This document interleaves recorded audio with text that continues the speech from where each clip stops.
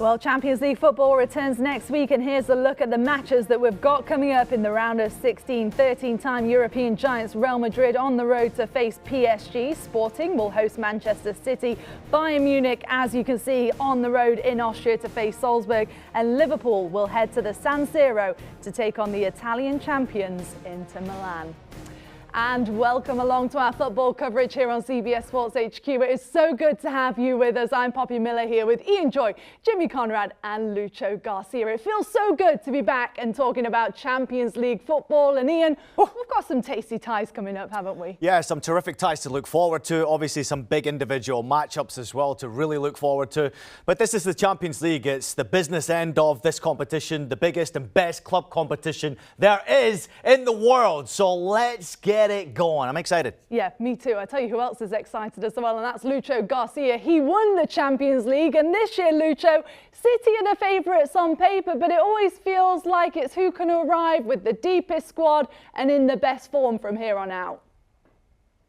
Yeah, definitely. They look so strong, so solid, but hold on, because you know that this is the most important moments of the competition. If you got one game that you're not comfortable because whatever it happens, because the players are not clicking, because you have no luck during the game that you need to have it, you can be out. That's why it's so important, it's so exciting, because this is the moment of the knockout, and we have to be all ready, because, yeah, City probably is one of the favorites, but they have to win the games. And Jimmy, from an American perspective, of course, last season we saw Christian Pulisic win the Champions League title with Chelsea. It was a record-breaking year for Americans over in Europe. And this season, we've got more Americans to play in the knockouts, haven't we? Yes, we do. We have 4 in total. We have Zach Steffen with Manchester City. We have Brendan Aronson at RB Salzburg taking on Bayern Munich, so I don't know how long their foray into the knockout rounds is going to last. We have Christian Pulisic again with Chelsea taking on Lille, and then we have Weston McKennie with Juventus. So we have a couple good options there. I feel like Zach Steffen might be the favorite to have Americans go back-to-back and winning this competition, but it's an exciting time for U.S. men's national team players, and I'm excited to see how they're going to perform. All right, let's talk about the headliner of the round then. PSG hosting Real Madrid, and the storylines are just endless here. Sergio Ramos up against his former club. Ancelotti will return to the Parc des Princes, and of course, Messi up against his longtime rival. And Lucho, let's not forget Kylian Mbappe potentially playing against his future club. I mean, there's just so much going into this match, isn't there? Yeah, exactly. And Di Maria picked an injury at the weekend. So a lot of headlines we've seen, and we are going to see during the whole week, because they got a game in between. The Real Madrid is going to face Villarreal. That is not going to be a very easy game. Villarreal playing so well. So Real Madrid needs to bring the old guns for that game, and they have not many at the moment. We saw that Vinicius didn't play at the weekend. We saw that Benzema didn't play at the weekend, and those two players are very important for Real Madrid. Hopefully, and it looks that they are going to be ready to play against Paris Saint-Germain next week, but we have to see if they are going to arrive in 100%, because definitely against this Paris Saint-Germain, you need to be 100%, probably even 110%. Kylian Mbappe, Lionel Messi, so many good players that they're going to be waiting to score goals. Sergio Ramos didn't play also at the weekend for Paris Saint-Germain, so he got an injury, but I'm sure it's going to be exciting to play this game. Again, I show you that he's going to be waiting to face his former club. So definitely he's flipping a coin to try to find who is going to be the one who wins this game. But for me, in my perspective, the way that I've seen Real Madrid playing lately, struggling so much, not finding the net as easily as we've seen it before, I think Paris Saint-Germain could be a little bit favorite for this first game.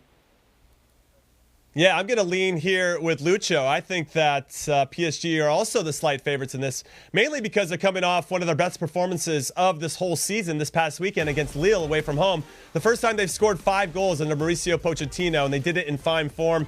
Messi scored a great goal. Mbappe scored an even better one, and their midfield was very good. And Danilo Pereira and Paredes and Verratti, if everybody can stay healthy and have this type of confidence, that I actually like PSG a lot, and especially because when they played against each other in the group stages in 2019, it was 2-2 at the Bernabeu, and then it was 3-0 in favor of PSG at the Parc des Princes. So I like PSG for a lot of different reasons. I think Pochettino is going to be up for this, and as much as I really respect and value Carlo Ancelotti as a manager, I think he's a player whisperer. He really knows how to get the most out of all of his players, and you obviously have a ton of experience there, especially with their own midfield of Casemiro, Modric, and Kroos. I do think that PSG, especially Messi, who's got 5 goals in 5 Champions League games so far this season, are going to be up for it. So PSG still looking for their first Champions League title, but as are Manchester City, who are on the road to face Sporting in the first leg. And Pep Guardiola's side, of course, they fell in the final, didn't they, last season, Ian? But do you think they'll be looking at this as a favourable tie? Yeah, I think you have to look at Manchester City against any opponent right now as a favourable tie, because they look like they're the best team in Europe. They're in great form. They're very difficult to beat. They score a lot of goals. And you look at their comfortable lead at the top of the Premier League right now, Poppy, 9 points right now. It gives them a comfort zone to be able to relax, focus on this next game, which won't be easy. Obviously, you look at what Sporting's chances might be. They have a very good home record, although they did get absolutely hammered by Ajax Amsterdam in that home game when Aller scored a bunch of goals.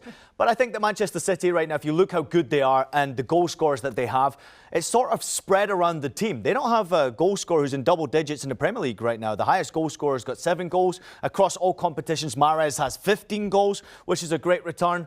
But Manchester City are just too good. I don't see any chance for Sporting. They conceded 12 goals. They won 3 and lost 3 and conceded those 12 goals from the 6 group games, although they did knock out Borussia Dortmund from that group. So they have a chance. I'd like to see them do well in that first tie, but I just don't see it. Manchester City are such a good side, such a dangerous side, and it always gets me thinking, what would Manchester City be like if they had an absolute killer up top? Because they don't have a killer up top right now. They don't have someone who's going to get you 20, 30 goals a season. Could you imagine if they added a Erling Haaland or a Karim Benzema, someone who's an absolute killer? They'd be unstoppable. But right now they don't have that. Would it change the way that they play, though? Because as you said, one of the best things about City is they have so many players that can be dangerous in the attack. No, because if you look at Manchester City, of course they spread the goals around right now, but they have had goal scorers up front. You miss Aguero. When he's the goal scorer up there, he demands the ball. So I think that they still spread around the goals. There's just not as many. You have that killer who runs in behind, that killer who is in the right place at the right time, a Lewandowski, you know, that type of player who's a number 9, a striker. If they get that player, it's over for the rest of them, in my opinion. I think the Premier League would be too easy for them then. I think the Champions League would become certainly favourable in their direction as well. So City right now are still favourites, even without that killer. It tells you how good they are.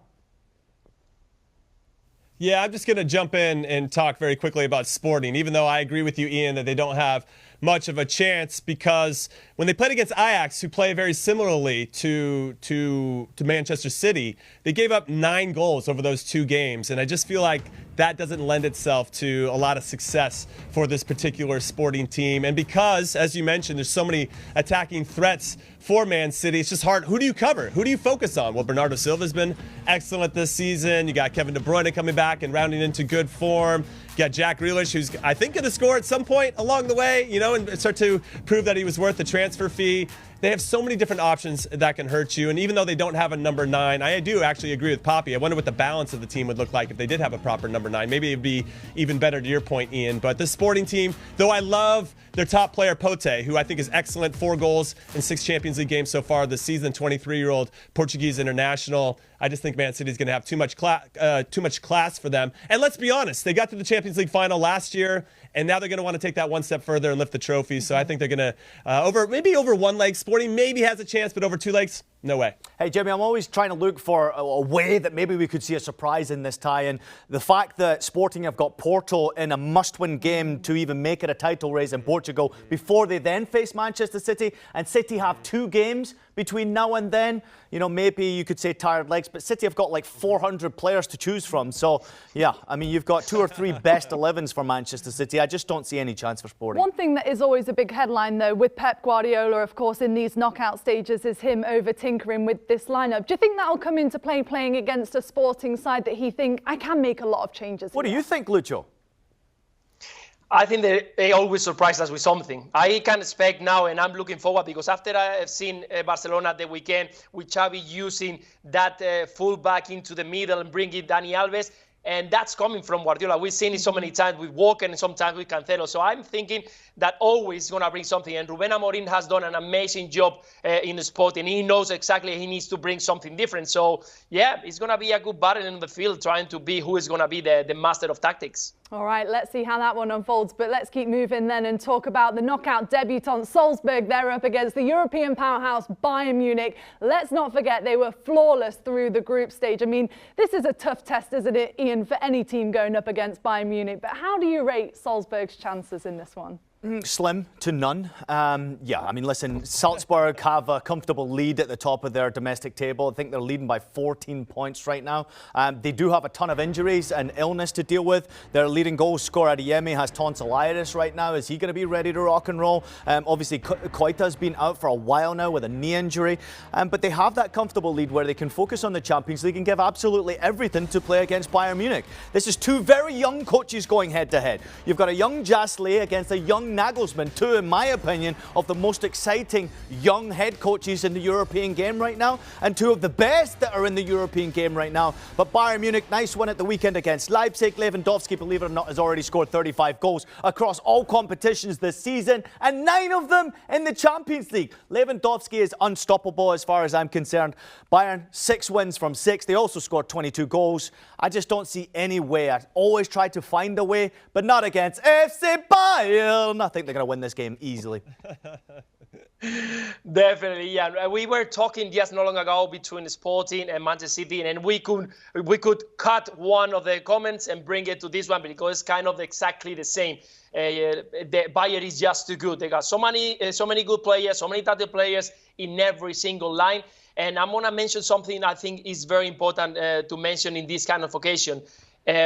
Salzburg hasn't been playing for quite a month, a competitive player. They played just the cup, they won, and they went through against last weekend, but they haven't been playing. They've been 1 month just playing friendly games. That's kind of training, and that's totally different to compete. And when you have to bring the competitive levels from 0 to 120, that's what you're going to need against Bayern Munich, I think is just too much. So hopefully we can see a fantastic team. They go enough to put a good performance, but definitely against a Bayern Munich in top form, in a movement that they are at the moment, yes, I just don't see it. One little nugget I have for you though, Lucho. No Manuel Neuer. He's going to be out for 4 to 6 weeks. Big goalkeeper obviously missing. And also news breaking today that Niklas Zula is signing for, the rival Borussia Dortmund. Strange news out of Munich today, but we wish Manuel Neuer well. I'm sure he'll be around by the time Bayern make it to the final. Well, it certainly is going to be a David against Goliath clash, isn't it, that one? Let's keep going, though, and talk about the last match, because Liverpool on the road to face Inter in the first leg. And Inter, of course, in the knockouts for the first time in a decade. But Liverpool, Jimmy, they've been flawless, haven't they? Winners of all 6 in the group stage. They are the favourites on paper. Are they the favourites for you?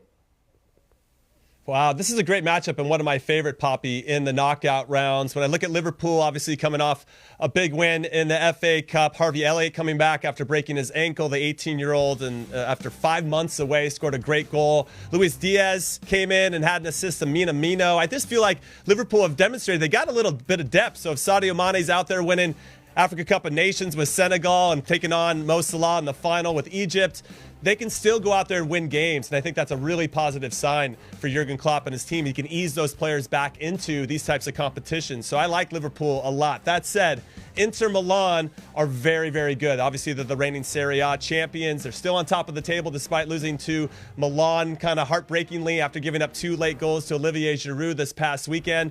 But when I look at their schedule, it's difficult. They just played Milan, they lost. So now their lead at the top is only 1 point over Milan and Napoli. They take on Roma midweek in the Coppa Italia in the quarterfinals.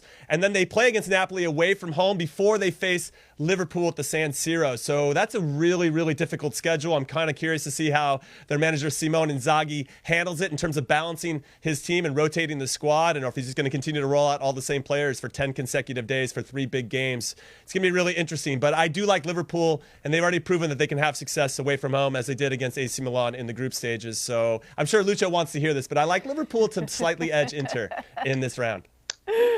What can I say? Listen, guys, I can't just clap. I mean, what can I say about this game? He just said it all. I mean, the schedule of Inter, Liverpool doing well, bringing the new players into the game. I think it's going to be very interesting to see this game. Definitely from the Inter perspective, because they're going to have and they're going to arrive tired. I can tell you that, because they have been struggling lately in the last few games. Because, yeah, it's true that they are the team that we all supported from the beginning of the competition to become, once again, the Serie A winner. But you can see that Napoli is coming, that AC Milan is coming, and that's pressure. And when you put more pressure that the one that they already have, these players, it's not going to be easy. And when you see that you're going to have two massive games coming. And then you got Liverpool, that you know that they got a fantastic squad. Liverpool players are arriving in top form. We've seen Luis Diaz arriving, Harvey Elliott just scoring and bringing all this talent to the team. Minamino, every single time he's on the field, makes a difference. Diogo Jota is just an outstanding player that I don't know how he managed to adapt so well to this Liverpool side. You can see that the squad is getting bigger and bigger. Every single time that Jurgen Klopp points one player, he brings him to the team and he makes him better. And even though that sometimes they don't have enough minutes because the competition is the way it is, and you need to bring the best team, the best players on the field, they are ready. They always perform well. They are always just getting ready for, I got 10 minutes, I'm going to bring it on. I'm going to 20 minutes. So I think it's going to be very interesting. I still thinking that Liverpool and the rhythm that they got is just very high to this Inter that is going to arrive with the last pieces of the players after this schedule that they got at the moment. Lucho's just beaming about Liverpool, isn't he? I mean, he's got no Barcelona to root for. I have a in the feeling Champions that he League. supports Liverpool more than he does there. Barca or Atleti. I feel like Liverpool is his team. They are not there. He's got to wait until Thursday for the remainder of the season to see Barcelona play. Well, let's talk about one big change then to the rules this season, because there's going to be no away goal advantage. It's a big change, isn't it, this? Jimmy, do you like this? Yeah, I do. And it's because I have MLS experience. We never had away goals in our playoffs when there was two-legged affairs. And I appreciated that. I liked that you didn't maybe put too much weight on the away goal. And I think that changed kind of how you attacked each game going into it, that maybe you wouldn't sit back as much and try to counter and hope. And that really kills the game. And obviously over here, we're trying to make the game as aesthetically pleasing as possible so the casual fans start to watch MLS a little bit more. So I'm glad that it's away. I'm kind of curious to see how teams attack it here in the round of 16 and the knockout rounds. But I do think it'll lead, or at least lend itself to more goals or more teams trying to attack and get after it. Yeah, definitely, Jimmy. I agree with you. And something that you just mentioned very well is spot on. How the managers, how the players are going to adapt. They've been for so long knowing that in the second game, if I play away, I can score a goal and then I can sleep on that. And that's not going to be anymore. And when you are on the field, sometimes you don't have enough. You are so much things to do into the game and to think about that sometimes you don't have that in your mind. So now you have to bring your A game from the first minute. That's something that I think is going to be very attractive to all the supporters, to everybody is watching the game, because you cannot wait until the game that you're going to play away, trying to get that goal who can you lead to the next round. So I think it's a fantastic change, and well, I'll let Ian to comment on some more aspect about this one that I think is gone. Yeah, I'm going to steal this from Lucho because I thought it was just a crazy mindset. And I'm trying to think of where the advantage is. And of course, he had mentioned before we came onto the show that, you know, in that second game, if it's tied in both games now, the second game clearly falls to the advantage of who has the second tie. And you're at home, you've got an extra 30 minutes in front of your supporters. So that maybe gives an advantage. I think that also takes away a little bit for the smaller clubs, the smaller nations, the ones who are the underdogs in these competitions, because when you have that home tie, you have the supporters really getting into it. Now it makes it much more difficult because every single game matters. These big guns will come playing. Sure, it might make it a little bit more interesting when it comes to the first ties, but in the second ties, if you've got a 4-0 away victory for a certain team, maybe a Bayern or someone like that, you know, what do we got to look forward to in the second tie? So yeah, it makes it certainly a little bit more favourable, I think, to the bigger clubs. But this is the knockouts of the Champions League. You know, if you want to get into the hat for the next round, you got to do it. You got to do it yourself. You can't rely on away goals. You got to do it by your performances and take those performances over 2 games now. And I'm excited to see how it plays out. Well, we've got some fantastic matches to look forward to, haven't we? And it's all coming up for you next week. And as always, all of the games will be available for you on Paramount Plus. And here is a reminder of those matches. Real Madrid on the road at the Parc des Princes to take on PSG. Manchester City will head to Portugal to take on Sporting. Inter will host Liverpool, and Salzburg will welcome Bayern Munich to town. All of the matches available for you on Paramount Plus as the road to European glory continues.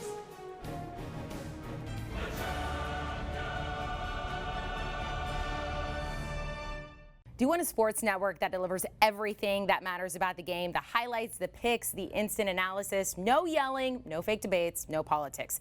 Hit the subscribe button and never miss a moment.